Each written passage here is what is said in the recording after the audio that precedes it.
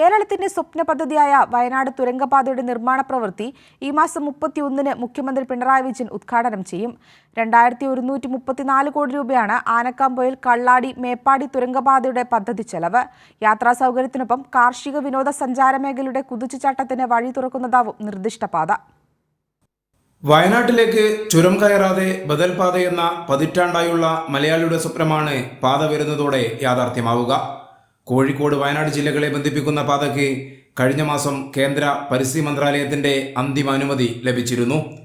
കോഴിക്കോട് തിരുവമ്പാടി പഞ്ചായത്തിലെ ആനക്കാംപൊയിൽ മറിപ്പുഴയിൽ നിന്നാരംഭിച്ച് വയനാട് ജില്ലയിലെ കള്ളാടി മീനാക്ഷി ബ്രിഡ്ജിൽ അവസാനിക്കുന്നതാണ് പാത. തുരങ്കത്തിന് 8.1 കിലോമീറ്ററാണ് ദൈർഘ്യം. 10 മീറ്റർ വീതിയുള്ള ഇരട്ട തുരങ്കങ്ങളാണ് നിർമ്മിക്കുക. കേരളത്തിന്റെ ഭാവി വികസനത്തിൽ നാഴികക്കല്ലാവുന്ന പദ്ധതി പരിസ്ഥിതി സംരക്ഷണം ഉറപ്പുവരുത്തിയാണ് നടപ്പാക്കുകയെന്ന് മന്ത്രി PA മുഹമ്മദ് റിയാസ് പറഞ്ഞു. ഈ തുരങ്കപാത വരുന്നതോടുകൂടി ആനക്കാംപൊയിൽ നിന്നും മേപ്പാടിയിലേക്ക് എത്താൻ 16 കിലോമീറ്റർ 10 മിനിറ്റ് കൊണ്ട് എത്തിച്ചേരാനാവും. മണിക്കൂറുകളുടെ ലാഭം. കർണാടക സംസ്ഥാനത്തു നിന്ന് കോഴിക്കോട്ടേക്കും കേരളത്തിലേക്കും വരാൻ ഇത് വളരെ എളുപ്പമാണ്. പരിസ്ഥിതിയെ സംരക്ഷിച്ചുകൊണ്ടാണ് ഈ വികസന പ്രവർത്തനം മുന്നോട്ട് പോകുന്നത്.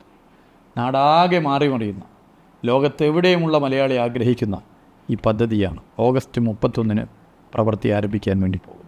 നിർമ്മാണം പൂർത്തിയാകുന്നതോടെ രാജ്യത്തെ നീളം കൂടിയ 3ാമത്തെ തുരങ്കപാതയാകും ഇത്. പൊതുമരാമത്ത് വകുപ്പ്, കിഫ്ബി, കൊങ്കൺ റെയിൽവേ എന്നിവയുടെ ത്രികക്ഷി കരാറിലാണ് നിർമ്മാണം. കൊങ്കൺ റെയിൽവേ കോർപ്പറേഷനാണ് നിർമ്മാണ ചുമതല.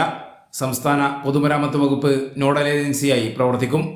AK ലതീഷ്, കോഴിക്കോട്.